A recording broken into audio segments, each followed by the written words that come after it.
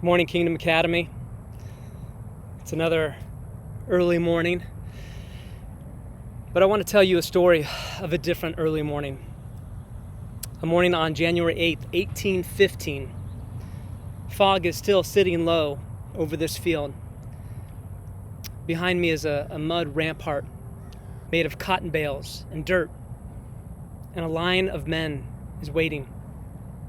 Tennessee riflemen who had walked hundreds of miles to get here. Free men of color from New Orleans. Choctaw fighters who knew this ground better than anyone. And pirates who just weeks earlier the government had been trying to arrest. And now they're here, manning cannons instead. None of them know yet that this morning is going to become a famous page in American history. They don't know there will one day be a national park here, a visitor center, a monument. Right now, all they know is that a British army, a battle-hardened army of 1,000 strong, is coming across this field towards them. And somebody has to hold the line. So they hold it. And when the smoke clears, a couple of hours later, most of these men, they just go home.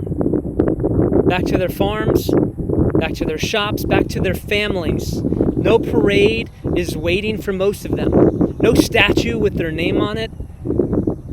But they didn't do it for that.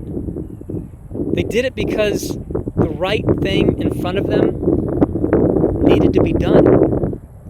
And they were the ones standing there when it did. I think about that when I read Matthew chapter 6. Jesus says this, "Be careful not to practice your righteousness in front of others to be seen by them. When you give to the needy, do not let your left hand know what your right hand is doing, so that your giving may be in secret." Jesus wasn't talking about a battlefield.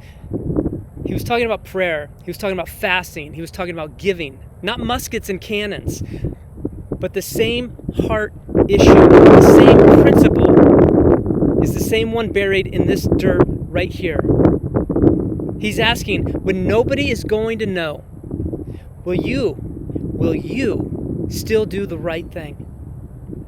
The value of what you do isn't and shouldn't be determined by who's watching.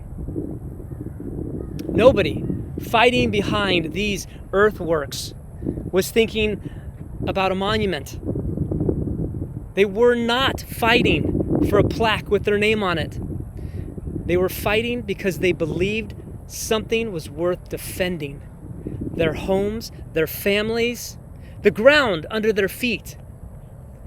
The reward, it wasn't recognition. The reward was doing what was right. And in the moment, it mattered. Whether or not history ever wrote it down. There wasn't a crowd. There was no cameras. There was no TikToks. There was no applause. It's a lot harder in the quiet when you help someone and nobody finds out. When you forgive someone, yet never get an apology back. When you do the hard, right thing, and the only one who ever knows is you and God. The men on this field that morning, they were not thinking about legacy. They were thinking about the line in front of them. That's the challenge Jesus gives us. It's easy to do the right thing when somebody else is watching.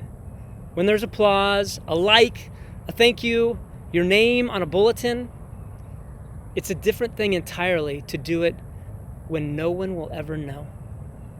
To give quietly, to serve without a title, to stand for something even if no statue is ever built for you. So here's the question I want to leave you with, standing on this ground. Are you doing what's right because it's right? Or are you doing it because you want credit for it? You want somebody to see. You want a pat on the back. You want somebody to say, wow, you're great. The question is, what's the line in front of you today? What's the right thing that nobody will clap for? The one that you are still willing to hold the line for anyway. So today, do the right thing. Give the help. Say the kind word. Make the sacrifice, and let it be enough that God saw it, even if nobody else does. The men who fought on this field, they weren't chasing glory. They were doing what needed to be done. And Jesus tells us, our Father, who sees what's done in secret, will reward us. Not the crowd, not the applause, not the likes, but Him. He will reward us. Because Scripture promises something better than a statue. It promises that the Father who sees what's done in secret,